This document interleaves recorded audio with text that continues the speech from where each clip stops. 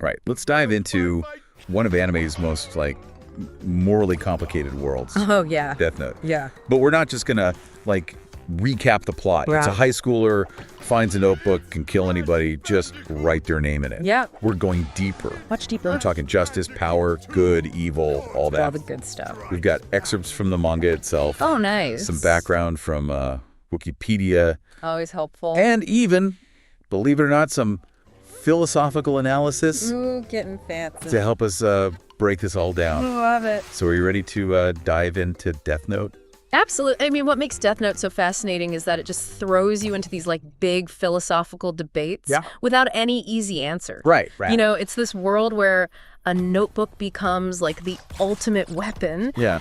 And this seemingly ordinary student, like Yagami, he becomes Kira. Kira, yeah. Judge, jury, executioner, the whole deal. It's funny because even Light's initial goal to create a world without crime sounds Totally. pretty noble. Right. But then it's the method, right? Yeah. Using the Death Note, eliminating anyone he decides is a criminal. Ooh, that's where it gets murky. Yeah, that's where it gets really, really tricky. Super tip. And the Death Note itself, right? Yeah. It has these very specific rules, like you have to know the victim's name and face. So it's not just like impulsive. Right. There's premeditation. Oh, yeah. A conscious choice each time. Big time. So that brings us to, I think, like the core question of Death Note, right? Okay. Does the end justify the means? Ooh, classic. Can you achieve a just world Right. through like fundamentally unjust actions? Yeah. Heavy stuff. Heavy stuff. And Light seems to think so, right? He does. His self-proclaimed title, Kira, I mean, it means godlike or killer, depending on how you want to translate it. Yeah. I think that gives us a little bit of insight into how he views himself. Oh, totally. And his actions, like he embodies this philosophy of consequentialism. Okay. The outcome, Yeah. a crime-free world, outweighs the moral cost of, you know, Making lives. taking lives. Yeah. It's a tough one. And then you've got L, Oh, yes. this like brilliant detective The best. And presenting a totally different approach. totally different. Right, he's all about deontology. Okay. The methods matter just as much as the outcome. Interesting. Right. He believes in due process, in the legal system. Uh-huh. Even when he's facing someone like Kira. Yeah. So their clash isn't just like a battle of wits. It's more... It's like a philosophical war. Exactly. L isn't just trying to catch Kira. Yeah. He's trying to uphold a system of justice Right. that Light has just like completely disregarded. Yeah. Talks it aside. And that's what makes like their whole dynamic Oh, yeah. so fascinating. It's electric. And then you throw in Misa Amane, Oh. the second Kira. Her devotion to Light, Oh, it's intense. her willingness to like trade half her lifespan Wow. for the Shinigami eyes. The Shinigami eyes. It adds this whole other layer For sure. of like human emotion and sacrifice Yeah. to the equation. Yeah, Misa's story, it's like a tragic example of how the Death Note just warps people's perceptions Totally. and relationships. You know, it raises questions about manipulation, the cost of fanaticism, the lengths that people will go to for a cause or for a person that they really believe in. And we see this play out like globally too. Oh, absolutely. Right. The world is divided. Yeah. You've got the people who fear Kira, Right. the people who worship him like he's some kind of savior, Yeah, like a new god. and then the people caught in the middle, Just trying to figure it all out. trying to make sense of it all. Oh, right. Did his actions actually like decrease crime? Good question. At what cost? Exactly. And the manga actually like shows us news reports, Wow. public debates, like it's happening in their world. It's trying to get us to think about how we would react to a figure like Kira. I mean, would we be swayed by the promise of safety? Even if it means sacrificing, like due process, individual rights, all that stuff. And speaking of morally ambiguous figures, Oh, here we go. we got to talk about the Shinigami, The Shinigami, the death gods, right? death god. They own these death notes. It's theirs. Ryuk, the one who dropped it into the human world, Just dropped it. he seems almost bored by humans, you know, Totally apathetic. just watching the chaos unfold. Yeah, like we're like a reality show or something. What do you think about their role in all this? Well, their presence is just, it's chilling. Yeah. Like it adds this layer of detachment to the whole narrative. Like Right. a reminder that life and death from their perspective Yeah. is just a game. you know? That's like a cosmic indifference Total indifference. to human struggles. Yeah. And I feel like their lack of concern for human life adds to the weight Oh, definitely. of what Light is doing. Absolutely. It's almost like their apathy Yeah. highlights how significant Hi- our choices are. Yeah. Like how much weight our decisions actually carry. Exactly. Even if some cosmic being is just, like, watching us. Like we're an ant farm. Totally. And that sense of voyeurism, Uh-huh. right? The way the Shinigami observe, but they don't interfere. Non-interference. It makes you wonder, What are they thinking? do they bear any responsibility Right. for all the havoc? They did introduce the weapon. He did. You know, like, did they know this is where it would lead? Right. Or are they truly neutral in all this? So we've got this genius high schooler Yeah. turned would-be god, Would be God. I like that. this brilliant detective fighting for, like, traditional justice. Classic good versus evil, but is it? But is it? Right. That's the A question. devoted follower, Yeah. willing to sacrifice everything. Everything. And these, like, enigmatic Shinigami Yeah. pulling the strings. In the shadows. No wonder Death Note has caused so many debates about justice Yeah. and morality Oh my gosh. and Have- power. It's a powder keg. And that's just, like, scratching the surface. Oh, just getting started. What's really fascinating is how Death Note takes all this philosophical stuff Yeah. and weaves it into this, like, gripping psychological thriller. Oh, yeah, right. The mind games between Light and L. Oh, so The good. manipulation, the tension. You never know who's going to win. You were on the edge of your seat the whole time. It's fantastic. It's true, the psychological element, Yeah, it's just as important as the moral one. absolutely. And maybe we'll dive into that a bit more Ooh, I hope so. in the next part. Looking forward to it. But I think for now, Yeah. we've given our listener a good taste of just how deep this goes. Oh, yeah. This is just the tip of the iceberg. It's a deep rabbit hole. It's a deep, deep rabbit hole. Now, I bet they're already thinking about, like, I hope so. how they would handle these moral dilemmas. Me too, me too. Well, there's so much more to uncover. So stay tuned for part 2. Can't wait. We'll go even deeper into the ethics and consequences. It's gonna get heavy. Buckle up. Things are going to get really interesting. I'm buckled. I'm buckled too. So before we got sidetracked by the whole Shinigami thing, Yeah. you were talking about the psychological thriller aspect of Death Note. Right. And I think that's really important to like understanding how this whole moral drama plays out.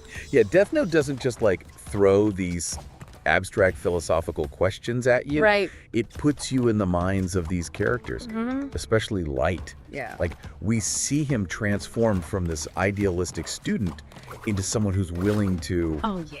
manipulate, deceive, eliminate Alright. anyone who gets in his way. It's a chilling descent. It is. And it's portrayed so well in the manga.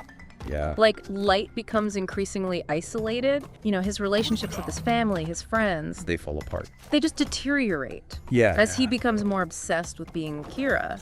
Even his relationship with Misa, Yeah. who is like completely devoted to him, Yeah. becomes really, really twisted. Yeah. He uses her Shinigami eyes, her willingness to do anything for him. Yeah. It's hard to watch It is. because it shows how, like, blind faith or even love Right. can be, like, exploited Totally. when it's mixed with this level of power. And it's not just Light who gets caught up in all this manipulation, Right. even though he's driven by this desire for justice. He resorts to some morally questionable tactics too. Oh, yeah. I mean, surveillance, imprisonment without trial. Yeah, he bends the rules. He bends them, he breaks them sometimes. It makes you wonder, Yeah. does fighting fire with fire just, like, Yeah. inevitably lead to getting burned? Maybe. Does battling someone like Light Yeah, force you to compromise your own principles? that's a good question. L definitely walks that line. He does. And the impact on, like, the world around them Oh yeah. is huge. Huge. Death Note doesn't just keep the conflict contained to these few characters. No, it blows up. It shows how Kira's actions affect everyone. Yeah, There's the fear, obviously, of course. not knowing who's next. Right. But then there's also the Kira's supporters Believers. who see him as a savior, Yeah. who think what he's doing is justified. Because the world feels safer. Yeah, and it raises this question. Yeah. Does reducing crime, even if it's through, like, messed up methods, Right. make someone a hero to some people? It's complicated. It's really complicated. And it speaks to how people crave that security order, even if it comes at the cost of, freedom and due process. And Death Note shows this so well. It does. With the news reports, the debates. Yeah, the internet forums, they show it all. It's almost a commentary Society. on how easily public opinion can be swayed. Oh, yeah. How fear and this desire for easy solutions can lead to accepting things that just seem wrong. And it ties back to the Shinigami, doesn't it? It does. Their presence just adds this whole cosmic layer of whatever. Yeah, indifference. Humanity's struggling with these huge moral questions, and they're just watching. It's like they're saying, this is your problem, you deal with it. Exactly. So does that mean, do they see some inherent flaw in humanity Ooh, good question. that causes these issues? Right. Or are they just bored and looking for entertainment? I don't know. They never really say. They don't. Which makes it even more mysterious. Yeah, it makes you think about fate. Free will. Free will. All these forces we can't even understand. It's interesting that the creators chose a notebook Of all things. as the thing that causes this moral crisis. A notebook. It's so normal. Yeah, we all use them. But in Death Note, it's this symbol of ultimate power, Yeah. a tool for good and evil. That's what's so brilliant about it. Yeah. The simplicity of the Death Note, Huh? contrasted with the huge questions it makes us ask. It makes you think. It does. If any of us had that power, Yeah? could we stay good? Would we be corrupted? It's a question that haunts me.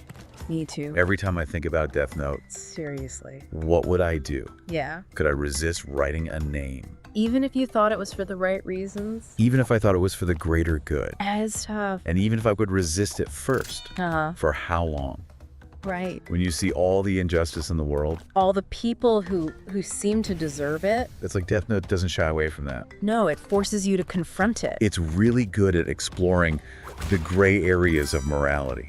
It really is. We see characters wrestling with their choices, Making compromises. facing the consequences. Trying to justify what they've done. It's not just a story. It's deeper than that. It's a reflection of us. Of humanity. And the fact that it sparks so much discussion For years. shows how powerful it is. Yeah.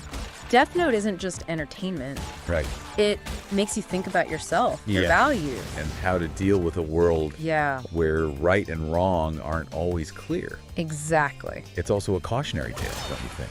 Oh, definitely. About power, Uh-huh.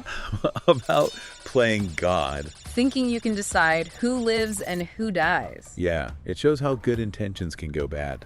Yeah, how the pursuit of justice Yeah, can become tyranny. if you don't have compassion. And respect for the rules. We've talked a lot about Yeah. the psychology, the moral dilemmas, the impact on society. All the big stuff. We haven't even touched on the art of it, Oh, the art is the amazing. visuals, the music. It blends genres so well. Yeah, it's a whole other layer. We could do a whole other deep dive on that. Maybe someday. But for now, Yeah, I think our listener has plenty to think about. they do. The moral and ethical questions Yeah. in Death Note. They stick with you They really do. long after you finish it. It's a story that makes you think critically Question your assumptions. and realize that justice, Yeah. it's a journey, not a destination. And that journey Yeah. can take you to some dark places. It can get really dark. Speaking of dark places, Oh, yeah. stick around for part 3. Yes. We're going to wrap up. We'll explore the legacy of Death Note. How it's affected pop culture. Yeah. And we'll leave you with some final, mind-blowing questions To ponder. to consider as you navigate your own moral compass out in the real world.